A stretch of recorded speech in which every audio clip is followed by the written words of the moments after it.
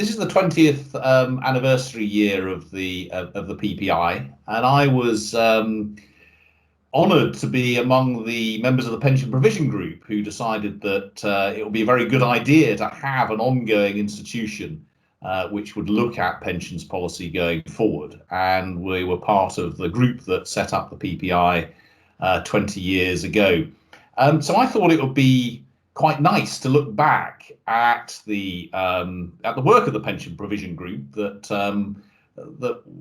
was set up in 1997, a long time ago, and reported in 1998. I have to say, it felt at the time, and I don't mean this negatively, like it lasted longer. It feels like it's quite an important part of my life, even though it lasted for less than a year. So I thought I'd look back at this. I don't know if you can see this marvelous document, quite dog-eared. It's clearly being well used over time, and there's a picture of an extremely young-looking Johnson in there with lots of hair and far fewer wrinkles than currently exists. So that was slightly depressing. But then I thought I'd look at the conclusions and really talk through their relevance today. Now, looking back, I hadn't recalled, in a sense, the relatively limited scope of that report. It was not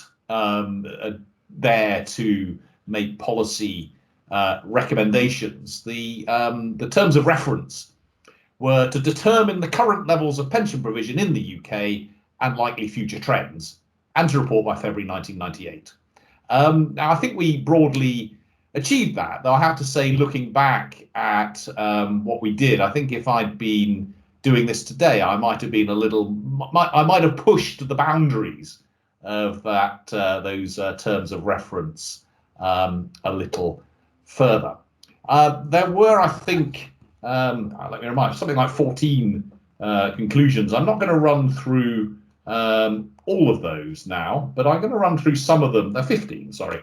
But I'm going to run through some of them where I think either they have particular resonance today, or where I think we got things wrong, or where we just missed things that were coming up, because we were asked to look at likely future trends, and we certainly missed a few. The world today, and I want to bring this out as we go through this morning. The world today, as far as pension policy, really does look dramatically different to the world of 24 or 23 years ago when we reported. And I'm going to take my comments in the order in which the conclusions appear in that report. Now, our first conclusion was that the state's role in pension provision is necessary and affordable.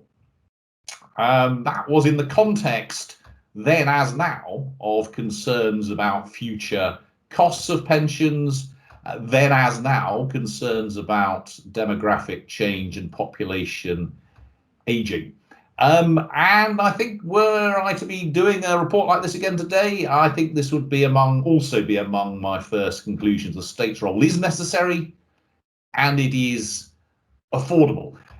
It wasn't part of our remit back then. I think the thing I have learned since is that actually it's not pensions that are the big problem from the point of view of future state spending. It's health in particular, but also to some extent social care. But the second thing I think we've learned is that policy clearly makes a huge difference to affordability here. We look at the Office of Budget Responsibility numbers going forward, and what appear to be relatively small policy decisions over the triple lock, for example, and other forms of indexation, and 1 or 2 years on the state pension age, change the amount of money being spent on the state pension by 2 or 3% of national income. So not only is the state's role affordable, it is also adjustable.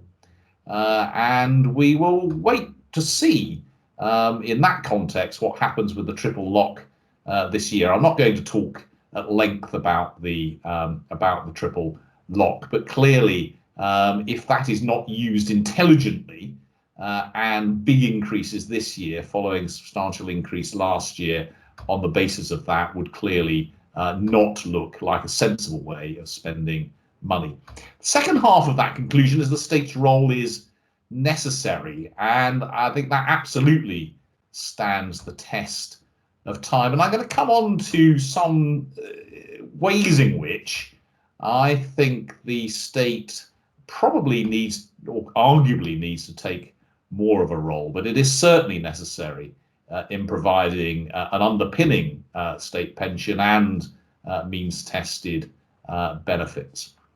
So necessary and affordable, that has met the test of time. Our second conclusion, and this is, I think we missed something in a big way.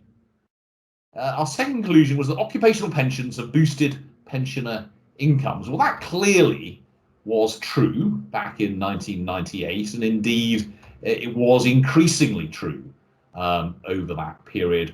What we did not predict back then was the subsequent collapse in occupational pensions. But before I come on to that, occupational pension in payment continued to rise for more than a decade after that report, and have clearly been, for the couple of generations of pensioners over the last 20 or 30 years, extraordinarily important. But they have, as I think we all know, collapsed almost entirely in the private sector in the intervening period. Something less than, I think we now only have about 1 million members in the active members in the private sector. Certainly fewer than 10% of private sector employees are active members of occupational pensions or defined benefit pensions, and those that do exist are less generous than they were. I think I draw conclusions about policy, but also particular conclusions about context from that. There's clearly been issues around the role of regulation in the demise of occupational pensions, but more particularly the context has changed. And I'm not talking about increased longevity, I'm talking about reduced interest rates. And actually I'm going to bring in a conclusion from much further down the original list as I talk about this. A further conclusion was that pensioners do not share in economic growth. Reflecting the fact that once you are retired, your income only goes up in line with prices. Most pensioners' incomes do go up in line with prices. Why am I bringing these two things together? Well, because the huge, I think the most important contextual change for pensions policy in the last 30 years has been the collapse in interest rates, which have been associated, of course, with the collapse in economic growth. Pensioners have certainly shared in economic growth over the last 12 years, largely because there hasn't been any economic growth, which has meant that even in retirement, pensioner incomes have kept up, or indeed more than kept up, with the incomes of people of working age, as well as continuing to see growth in each cohort of pensioner incomes up to now. That collapse in interest rates clearly makes it much more difficult for occupational pensions, defined benefit pensions, to survive, but also much more difficult for a current generation of workers to accumulate adequate pensions. That's not only a big change since we reported in 1998, I think it is the most fundamental change since the Turner Commission reported in, I think it was 2006 or 2007. That requires far more money to be put into any savings vehicle or pensions vehicle to achieve a reasonable level of income in retirement. But it has also been the key driver in the redistribution of wealth towards those who already had wealth, particularly at the point of 2008, when interest rates really fell to zero. It's been behind the increase over the last 30 years. It's been the most important driver of the increase in house prices and other asset prices. So pensioners have actually more than shared in economic growth over the last 10, probably 20 years, because their wealth, they tend to be the part of the population with the greatest wealth. Their wealth has been boosted by interest rates, whilst the rest of the population has suffered with zero, essentially, earnings growth for the last decade. But looking forward, because there are essentially no defined benefit occupational pensions in the private sector, then pensioner incomes in a generation's time will look dramatically different to pensioner incomes today. A third conclusion was around suggested that a further rise in pensioner inequality was likely. Actually, pensioner inequality has gone up less than one might have imagined over this period, related to our fourth conclusion, which is that means tested benefit levels will rise. Actually, under the last Labour government, means tested benefit levels for pensioners rose really very fast indeed. There was a big fall in pensioner poverty over that period, and that fall in pensioner poverty has largely been maintained. Pensioner poverty is now lower than poverty among any other demographic group, though there are signs of an uptick in the last 2 or 3 years. Two other, I think, really crucial changes over this period. One thing we did not forecast, and indeed I don't think anyone did at that point, was that around about 2011, pensioner incomes reached the same level, once you take account of housing costs and the costs of children, pensioner incomes reached the same level as the incomes of people under pension age at the median.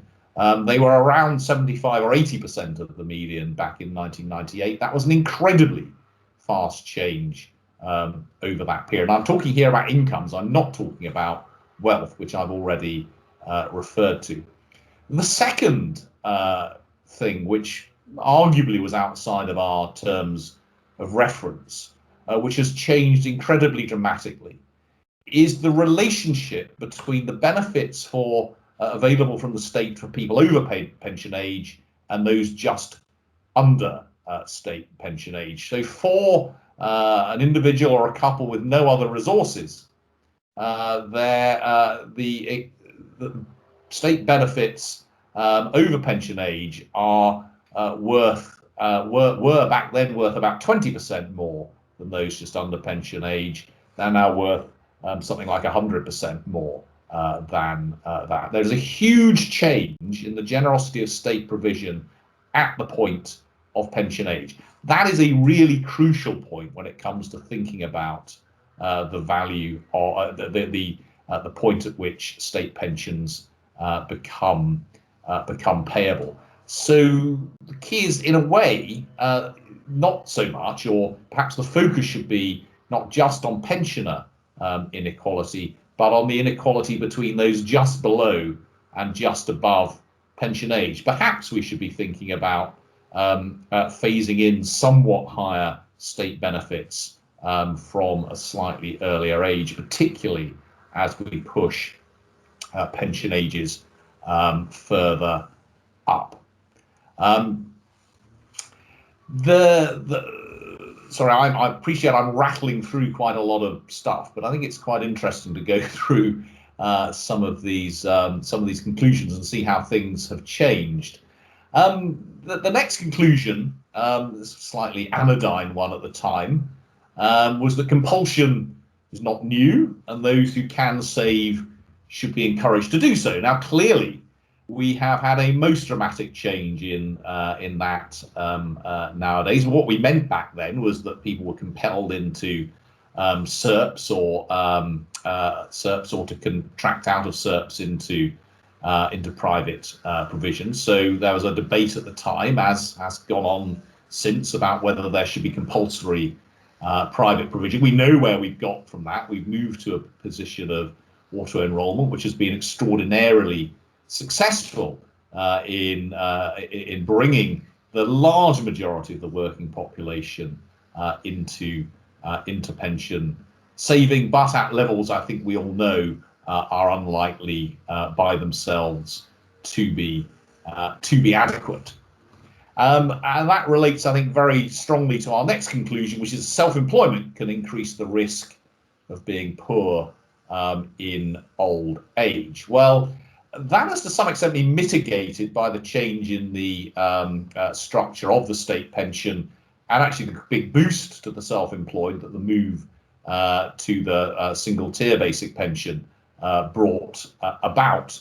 But really remarkable reductions in pension savings among the self-employed over the last 20 years. And I should say, as I go through this, that most of what I'm saying is drawn one way or another from research that we've done at the IFS on pensioner incomes and pension provision, and my colleagues put out a report on self-employment and pension provision towards the second half of last year, which shows this continued reduction in the fraction of the self-employed who have any kind of private pension provision. And that doesn't seem to be associated with the newly self-employed. This is also true of those who have been long-term self-employed. So the change over this period has been a positive one, in the sense that the state now treats the self-employed in essentially the same way as it treats employees. Not the case, of course, when SERPs wasn't available to the self-employed,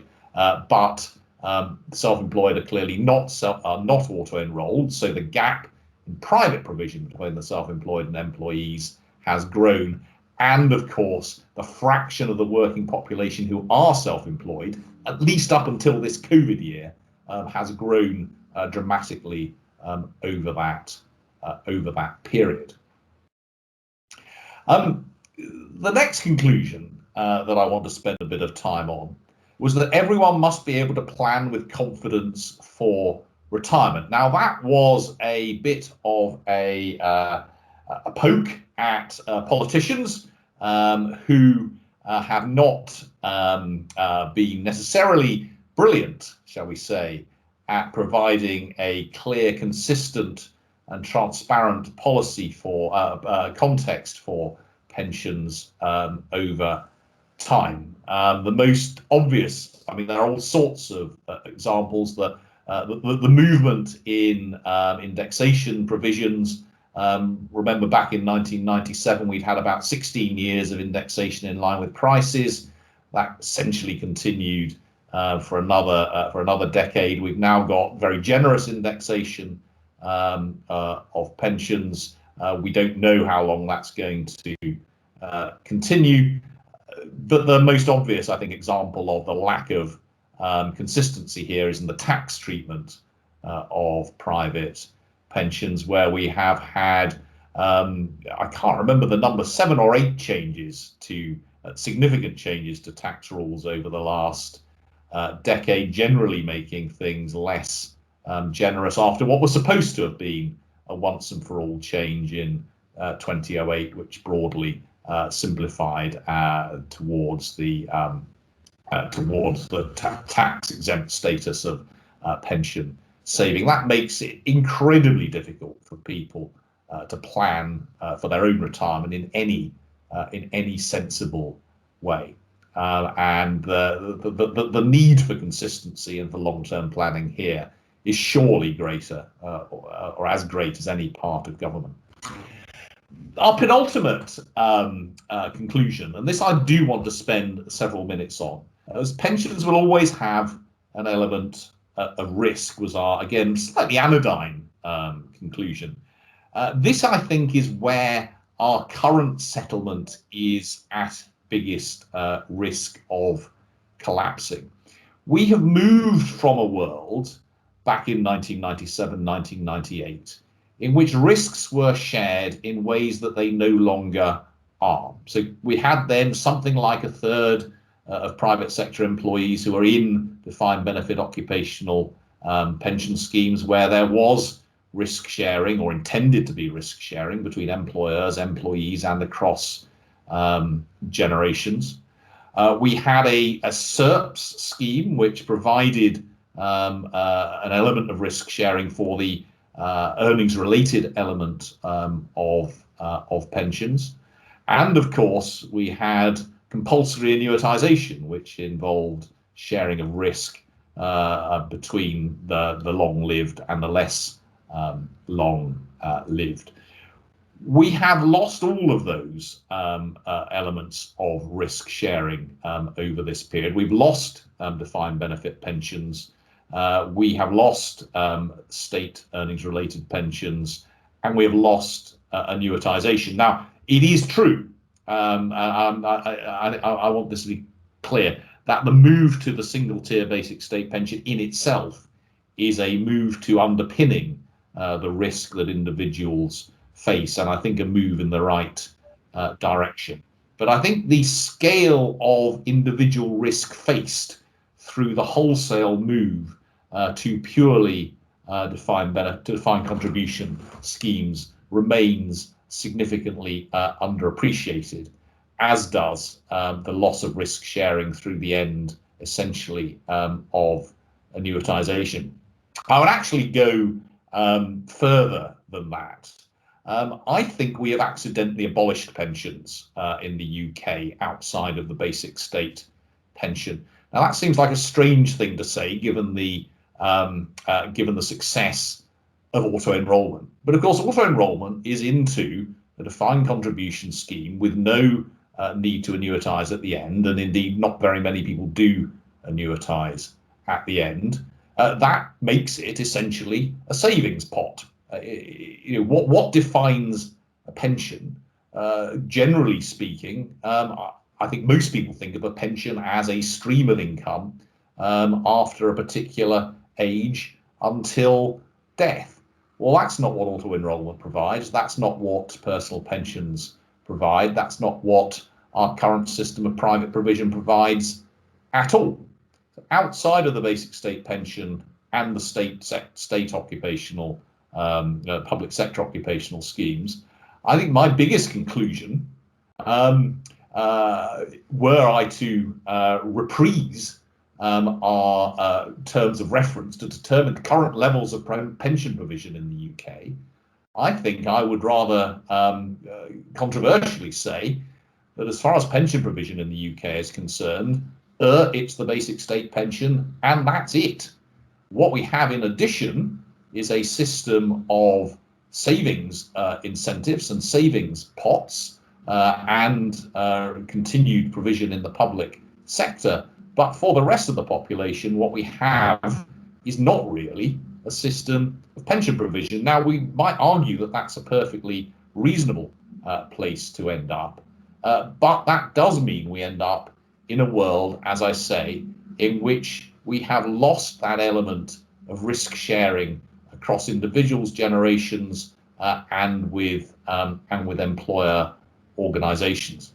It's entirely clear why we've ended up in this position. It's clearly, as far as annuitisation is concerned, related to the extraordinarily low levels of interest. And the same is true of the demise of defined benefit occupational schemes. And in both cases, I think that's associated with the extreme lack of appetite for risk, except where that risk falls on the individual. So we appear to be willing to take zero risk with defined benefit schemes in terms of what they are required to do. We appear to be willing to take zero risk in annuities in terms of what they're required to do, which is why it looks like better value, and perhaps most often is better value, to put money into defined contribution pots. But we should not forget that involves a really large element of the individualization of risk. Just as, for example, we are thinking about moving to a social insurance type system for example, the provision of social care, where I think we are recognizing that the individualization of risk there comes with a very heavy personal and social cost. Our final conclusion, which brings me back to the beginning and the formation of the Pensions Policy Institute, was that better informed and coordinated policy making on pensions is needed. Well, that remains, I think, very strongly the case. The PPI has certainly played, and as I said, I'm very proud to have played a role in the birth of the PPI. The PPI has played a role in improving that, and a really important role. Over the period since then, the Turner Commission has played another absolutely vital role, and with the introduction of auto-enrolment, the gradual increase in the state pension age, its conclusions have moved through into policy in a way that I think is pretty unusual in terms of the impact of these kinds of bodies on public policy. But it's pretty clear that we've also failed to have informed and coordinated policy making across a range of areas. I've already mentioned the apparently haphazard changes to the taxation of pensions. I've mentioned the rather sudden change to pension freedoms, and I think a lack of understanding about the likely impact of that. We've, as I said, I think, accidentally largely abolished private pensions in the UK. We've actually moved to a world in which the taxation treatment of ISAs and pensions has become much more like a level playing field. So the case for saving in things labelled as pensions, or the ability to save in things labelled as pensions, has reduced over this period. And of course we've been, and this is my last comment, I think, we have been sheltered, I think, from the lack of informed and coordinated policy making over this period, because this has been an extraordinary period for, on average, and let me stress on average, the incomes and wealth of the pensioner population. Let me repeat, this extraordinary thing that happened around 2011, when the incomes of pensioners essentially reached and then overtook the incomes of people below state pension age for the first time in history.